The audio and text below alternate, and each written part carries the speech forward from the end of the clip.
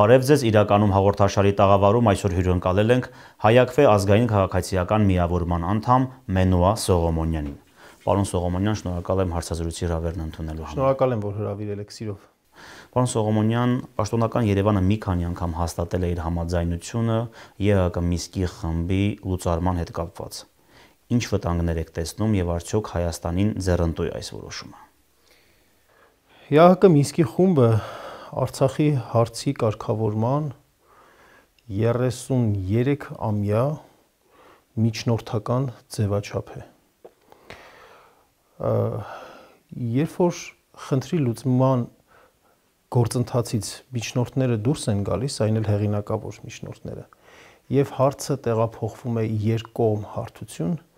այստեղ մենք ունենում ենք շատ մեծ խնդիրներ։ Խնդիրներ կապված նրա հետ առաջին հերթին, որ Ադրբեջանը իր թիկունքին ունենում է Թուրքիայի պես հզոր դաշնակից, բարեկամ դաշնակից, եւ մենք փաստացի դեմ հանդիման այսպիսի վիճակում, չվերականգնված վիճակում մնում ենք նրանց դեմ հանդիման։ Սա ես ձեր հարցին պատասխանում եմ զուտ տեսականորեն, ընդհանուր առմամբ։ Այսինքն Արցախի հարցի կարգավորման տեսանկյունից որևէ լծակ մեզ նպաստող որևէ դրական բան տեղի չի ունենում։ Իսկ առհասարակ վերացումը հակաիրավական է, հակաօրինական է, նաև հակամարտկային է, որովհետև այս ձևաչափը ստեղծվել է հարցը կարգավորելու համար եւ այդ ձևաչափի շրջանակներում մի շարք կարևոր ամրագրումներ են արվել, արձանագրումներ են արվել։ Եվ առաջին կարևոր արձանագրումը Արցախի ժողովրդի ինքնորոշման իրավունքի իրացումն է, հանգամանք, որը ոչ թե իրացվել է, այլ հակադարձվել է բռնի տեղահանմամբ, էթնիկ զտմամբ, որը հավասարազոր է ցեղասպանության։ Դա հակադարձվել է ցեղասպանությամբ եւ համաձայնություն տալ լուծարել Հայաստանի Հանրապետության անունից։ Դա նշանակում է, որ համաձայնություն տալ Արցախի էթնիկ զտման հանգամանքին, համաձայնություն տալ, որ դա այդպես է եղել, բնական է օրինաչափը եւ այդպես էլ պետք է լինի։ Արտգործնախարար Արարատ Միրզոյանը հայտարարել էր, որ լուծարման փաստաթուղթը պատրաստ են ստորագրել խաղաղության պայմանագրի հետ միասին։ Ինչ է կորցնում Հայաստանը եւ ինչ է շահում։ Գիտենք մի բան, որ այս փուլում ունենք հայաթափված Արցախ։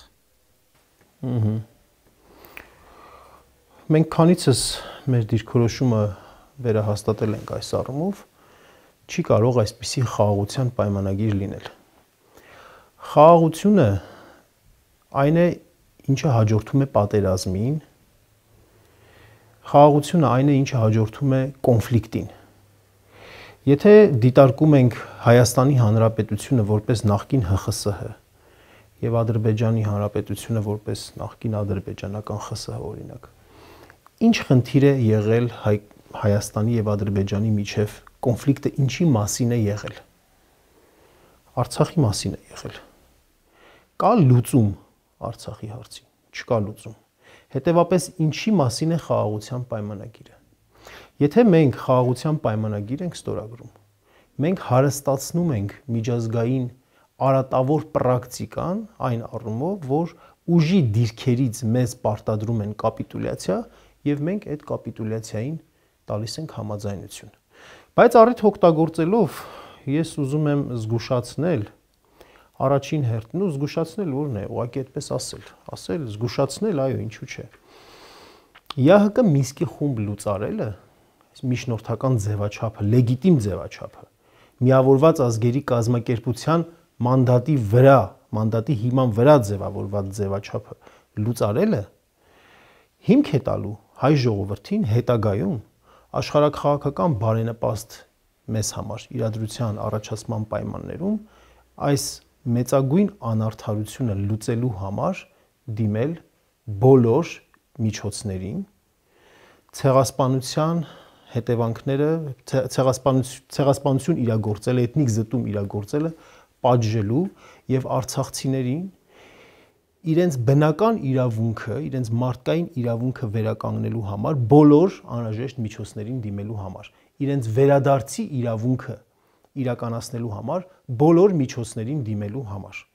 Այսօր միջազգային հանրությունը կոնվենցիոնալ պարտականություններ ունի ապահովելու արցախցիների վերադարձը իրենց տներ։ Դա կոնվենցիոնալ պարտականություն է, դա ֆիքսված է բազմաթիվ փաստաթղթերում եւ առաջին հերթին մարդու իրավունքների միջազգային հռչակագրում, որի 13-րդ հոդվածը ասում է, որ յուրաքանչյուր ոք ունի իր բնակավայրում ապրելու, իր բնակավայր ստիպված իր բնակավայրից հեռանալու պայմաններում վերադարձի իրավունք։ Դա ֆիքսված է բազմաթիվ դաշնագրերով, կոնվենցիաներով։ Եվ Հայաստանի Հանրապետության պոզիտիվ պարտականությունն է աշխատանքներ տանելու տարբեր պետությունների հետ, միջազգային կազմակերպությունների հետ միջազգային հանրության այդ պարտականությունը ապահովելու իմաստով։ Եթե այսօրվա քաղաքական ուղեգիծը դրան հակառակ է գնում եւ համաձայնություն է տրվում Մինսկի խմբին լուծարելու, ապա հայ ժողովուրդը դա չի կարող ընդունել որպես լեգիտիմ ակտ։ Պարոն Սողոմոնյան, Արցախի հայաթափումից հետո տարբեր գործիչներ ու դերակատարներ խոսում են Արցախի խնդրի, արցախցիների վերադարձի իրավունքների մասին։ Վերջերս Amnesty International իրավապաշտպան կազմակերպությունն է տարեկան զեկույցում հիշեցրել, որ Ադրբեջանը շարունակում է մնալ անպատիժ, բայց եկեք խոստովանենք, որ գործնական դաշտում շատ բան չի արվում արցախցիների իրավունքների վերականգնման ուղղությամբ։ Ով է որտեղ թերանում։ Առաջին հերթին Հայաստանի Հանրապետությունը։ Հայաստանի Հանրապետություն պետություն է։ Քաղաքական իշխանությունները, որոնք որ ղեկավարում են Հայաստանի Հանրապետությունը։ Արցախցիների արժանապատիվ եւ անվտանգ վերադարձը հասկանալի եւ ընդունելի է բոլոր միջազգային խաղացողներին, գրեթե բոլոր։ Օրինակ ասենք Պակիստանի համար ընդունելի չէ, կամ Թուրքիայի համար ընդունելի չէ, կամ նույն Բաքվի համար ընդունելի չէ։ Բայց մեծագույն մասի համար աշխարհի միջազգային հանրության համար ընդունելի է։ Եվ այդ ընդունելի են ես չեմ ասում որպես բութմատից նայելով, որպես ենթադրություն։ Ես ասում եմ դա ելնելով այդ պետությունների, միջազգային կազմակերպությունների տարբեր մակարդակներով ընդունած հայտարարությունների հիման վրա։ Ռուսաստանի Դաշնություն, Իրանի Իսլամական Հանրապետություն, Ամերիկայի Միացյալ Նահանգներ, Ֆրանսիա, Շվեյցարիա, Եվրոպական Միություն, Եվրոպայի Խորհուրդ, բազմաթիվ այլ պետություններ, միջազգային կազմակերպություններ, խորհրդարանական մակարդակով, արտաքին գործերի նախարարների մակարդակով, տարբեր ձևաչափով Միավորված ազգերի կազմակերպության արդարադատության միջազգային դատարան որի ընդունած որոշումը արցախցիների վերադարձի մասին է։ Այս ամենը հիմք է տալիս, որպեսզի Հայաստանի Հանրապետության ղեկավարությունը այս հարցը դնի արտաքին քաղաքական օրակարգ, դարձնի իր համար արտաքին քաղաքական առաջնահերթություն։ Սա այսօրվա իշխանությունները պատճառաբանում են իբրև թե կարող է խնդիր առաջացնել հայ-ադրբեջանական հարաբերություններում, իբրև թե Ադրբեջանին սրանով մենք կազուս բելի նոր պատերազմ սանձազերծելու իրավունք բան կտանք, այսպես ասած հնարավոր։ Սա խապկանք է, սա մոլորություն է։ Հայաստանի Հանրապետությունը իր քաղաքացիների, որոնց որ տվել է անձնագրեր, նույն անձնագրերից արցախցիներին, ինչ Հայաստանի Հանրապետության այլ բնակիչներն են կրում, այդ քաղաքացիների հովանավորն է, եւ դա գրված է անձնագրերում, եւ նա իր քաղաքացիների իրավունքները, կյանքը, գույքը ապահովելու պարտականություն ունի, եւ այդ պարտականությունը նորից եմ կրկնում, միջազգայինորեն ընդունված, միջազգայինորեն ընդունելի պարտականություններ են։ Եվ բացի դրանից Արցախի հարցը հայոց ցեղասպանության միջազգային ճանաչման հարցի հետ միասին այն երկու խոշոր քաղաքական փաստարկներն են, որոնք Հայաստանի Հանրապետությանը տվել են կշիռ, ավելացրել են Հայաստանի Հանրապետության կշիռը միջազգային քաղաքականության մեջ դերակատարում ունենալու համար։ Զրկվելով, իրեն զրկելով այս երկու կարևոր փաստարկներից, կռվաններից Հայաստանի Հանրապետության քաղաքական գործոնայնության մակարդակը իջել է եւ շարունակելու է իջնել, իսկ հետևանքները շատ ավելի վատն են լինելու սրանից հետո։ Մեզ էլ ավելի շատ են զրկելու մեր իրավունքներից։ Ինչպես մենք տեսնում ենք, խաղաղության ճակերտել պայմանագրի հարցում Ադրբեջանը նախապայմաններ է առաջ քաշում, խոսում է ուժի դիրքից եւ նախապայմաններ է առաջ քաշում եւ այդ նախապայմանների ընդունումը, շարունակաբար ընդունումը մեզ ավելի ու ավելի թուլացնում եւ հասցնում է կործանման եզրին, պետականության կործանման եզրին։ Այնուամենայնիվ արցախցիների վերադարձի հնարավորություն այսօր տեսնում եք։ Բոլորովին վերջերս Շվեյցարիայում ընդունվեց բանաձև, որով պետք է համաժողով կազմակերպվի հանուն խաղաղության եւ քննարկվի արցախցիների վերադարձի իրավունքի հարցը։ Նման նախաձեռնություններից ակնկալիքներ ունեք։ Իհարկե ունենք։ Նայեք, եթե հարցը դնում ենք այսպես, որ արցախցիների վերադարձ ասելով մենք հասկանում ենք, որ այս պայմաններում վաղը կամ վաղը չէ մյուս օրը վերադառնալու են, դա նույնն է ոնց որ ինչ ասեմ 150,000 դրամ աշխատավարձ ստացող մարդուն ասես դու հնարավորություն տեսնում ես քեզ համար շքեղ մեքենա առնելու։ Բնականաբար ոչ, բայց եթե մարդը իր առջև խնդիր է դնում կատարելագործելու մասնագիտական հմտությունները, կարողությունները, ավելի բարձր որակավորված աշխատանքի անցնելու, ապա այդ հնարավորությունը գալիս է։ Եթե մենք այսօր ձեռքներս լվանում ենք, ծալում ենք ձեռքներս, լվանում ենք, պիղատոսի քաղաքականություն ենք վարում եւ արցախցիների վերադարձի հարցը ոչ արտաքին քաղաքականության մեջ, ոչ ներքին քաղաքականության մեջ, մենք մի քիչ հետո նաեւ եթե կարող ենք այս մասին էլ կխոսենք, այդ հարցը եթե չենք արծարծում, ապա բնականաբար այդ հարցը, որ դուք տալիս եք, իրական հնարավորություն տեսնում եք, չենք տեսնում եւ չենք էլ տեսնելու։ Այսօր ունենք մենք տպավորություն, որ շվեյցարացիները, շվեյցարացի խորհրդարանականները շատ ավելի շահագրգիռ են արցախցիների վերադարձի հարցում, քան օրինակ քաղաքացիական պայմանագիր խմբակցության падգամավորները Հայաստանի Հանրապետության ազգային ժողովի։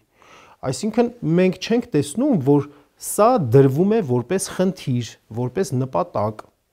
Իսկ եթե խնդիր ու նպատակ է դրվում, ապա ամեն ինչ ստացվում է, ամեն ինչ լուծվում է։ Ադրբեջանցիները ինչպես էին իրենց առջև խնդիր դրել, օրինակ ասենք 2.5 տասնամյակ պահում էին Լեռնային Ղարաբաղի ադրբեջանական համայնք կազմակերպությունը, հանդիպում էին տարբեր միջազգային կառույցների ներկայացուցիչների հետ, դեսպանատներում էին հանդիպումներ իրականացնում եւ այլն, այսինքն մարդիկ նպատակ էին դրել եւ անում էին, հա, եւ մենք այսօր այդ խնդիրը մենք չենք տեսնում, որ դրված է պետության առջև եւ դրա համար գուցե այսօր անիրատեսական է թվում, բայց ես հավատացնում եմ, որ աշխարհակաղակական իրադրությունները ստատիկ չեն, դինամիկ են, փոփոխվում են, մենք չգիտենք, հիմա այսօր իհարկե շատ անորոշ իրավիճակ է, այսօր մեր անվտանգությունը, մեր արտաքին քաղաքականությունը կախված է նաև այն հանգամանքներից, թե ինչ հունով կգնան ԱՄՆ-ի Իրանի միջև հարաբերությունները, Թուրքիա-Իսրայել հարաբերությունները սիրիական հարցի շուրջ, թուրք-քրդական հարաբերությունները, Թուրքիայի ներքաղաքական իրավիճակը, ինչպես ռուս-ուկրաինական հարաբերությունները, հակամարտությունը, մենք այս պահին այսպես ինչ որ 50-50 կամ 55-45 վիճակներ է, բայց համենայն դեպս այս պահին էլ որոշակի հնարավորություններ տեսնում ենք, ուրվագծվում են եւ հասկանալի է, որ աշխարհակաղակական իրադրությունը ստատիկ չէ, ինքը փոփոխվում է եւ պետք է ներքուստ աշխատանքներ տանել եւ պատրաստ լինել նրան,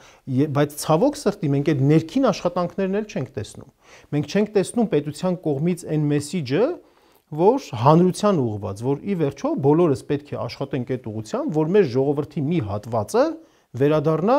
իր արյալը, որովհետև այսօր հայ ժողովուրդը ապրում է պատմականորեն մինիմալ տարածքի վրա։ Ոչ մի անգամ հայ ժողովրդի բնակության արյալը այսքան փոքրիկ չի եղել։ Հայաքվե ազգային քաղաքացիական միավորումը ծնվել է Արցախը Ադրբեջանի մաս ճանաչելը քրեականացնելու ստորագրահավաք նախաձեռնությամբ։ Տեսնում եք այն սցենարը, ինչը տեղի ունեցավ Արցախի հետ 2023-ին։ Դեք անկեղծ ասած, այն ինչ որ տեսանք 2020 թվականի նոյեմբերին, պատերազմի ժամանակ եւ դրանից հետո այդ շոկ էր, որ երբեք մենք չէինք պատկերացնի, որ կարող էր նման բան տեղի ունենալ, եւ դրանից հետո մի տեսակ ոնց որ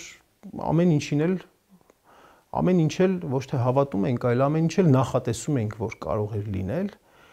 Համենայն դեպս այսպիսի պատկեր, այսպիսի համատարած տեղահանություն, այսպիսի լկտի ձևով մարդկանց 120,000 մարդու իր տնից տեղից կտրել հանել, այսպիսի բան չենք սպասում, բայց ունենք այն ինչ որ ունենք,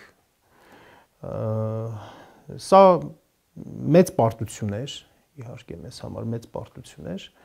բայց այդ պարտությանը մենք վերաբերվում ենք որպես ռազմավարական խոշոր նպատակ դնելու եւ այդ պարտությունը հաղթանակի վերածելու հիմք ենք ընդունում։ Ոչ թե այդ պարտությունը չպետք է մեզ համար հուսահատեցնող լինի։ Չպետք է դա կյանքի վերջ չի։ Դա կյանքի ավարտ չի։ Ես հասկանում եմ, որ կարող է իմ արցախցի եղբայրների, քույրերի մոտ բան առաջանալ, որ իմ ձայնը տակ տեղից է գալիս գուցե։ Հնարավոր է, որ կարող է այդպես լինել, բայց ես հաշտ չեմ այդ իրականության հետ եւ սա պետք է մեզ այն գիտակցումը տա, որ մեր ժողովուրդը, հայ ժողովուրդը ուրեմն հավաքական առումով մեղքերից ձերբազատվելու եւ հավաքական մեծ ճիգ գործադրելու հարցի առաջ է կանգնած։ Համաշխարհային պատմությունը հավաքական ճիգեր գործադրելու եւ հավաքական վերադարձներ կազմակերպելու օրինակներ տվել է։ Մենք համաշխարհային ազգ ենք եւ մենք խելքի պակաս չունենք, փառք Աստծո, խելքի պակաս չունենք։ Անկամ այդ ամեն ինչի համար ռեսուրսների պակաս էլ չունենք։ Մենք հույսի ու հավատի պակաս ունենք, համախմբման, միասնականացման պակաս ունենք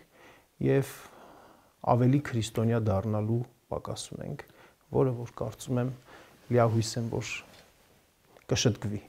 Որպես Հայաքվեի հիմնադիրներ հիմք եք ընդունել Հայաստանի Հանրապետության անկախության հռչակագիրը, Սահմանադրությունը եւ Գերագույն խորհրդի հուլիսի 8-ի որոշումը։ Այսօր ուղղակիորեն կամ անուղղակիորեն առաջարկվում է հրաժարվել դրանցից կամ փոխել դրանք։ Ձեր մեկնաբանությունը խնդրեմ։ Իմ մեկնաբանությունը այն է, որ այդ մարդիկ, ովքեր որ չընդունեցին դրանք եւ ճանաչեցին Արցախն Ադրբեջանի կազմում, իրենք ենթարկվելու են պատասխանատվության։ Որոշ մարդիկ ենթարկվելու են քրեական պատասխանատվության եւ շատ մարդկանց էլ տրվելու է քաղաքական գնահատական։ Այսինքն իրավաքաղաքական գնահատականները անխուսափելի են այս ամենի հետ կապված, որովհետև հոկտեմբերի 6-ը 2022 թվականի եղավ այն ճակատագրական սխալը, միտումնավոր սխալը, որը հիմք հանդիսացավ արցախցիների էթնիկ զտման։ Եվ դա արժանանալու է համապատասխան գնահատականի եւ այլ դրվագներով հանցագործության մասին հաղորդումները տրված են հայտնի պատճառներով, որ իրավապահ մարմինները անկախ չեն այսօր, բայց այդ անկախությունը մի օր կվերականգնվի եւ մարդիկ կրելու են իրենց պատասխանատվությունը։ Այսինքն այն գիծը, որ մենք տանում ենք Արցախը այլ պետության կազմում ճանաչելը քրեականացնելու, դա լինելու է եւ դրա հետևանքները իրացվելու են։ Շնորհակալ եմ հասցեության համար։ Իսկ ես մեր հետևորդներին հիշեցնեմ, որ զրուցում ենք Հայաքվե ազգային քաղաքացիական միավորման անդամ Մենուա Սողոմոնյանի հետ։ Հետևեք մեզ Facebook-ում, YouTube-ում, Instagram-ում, Telegram-ում եւ TikTok-ում։ Դուք դիտում եք իրականում հաղորդաշարը, կհանդիպենք։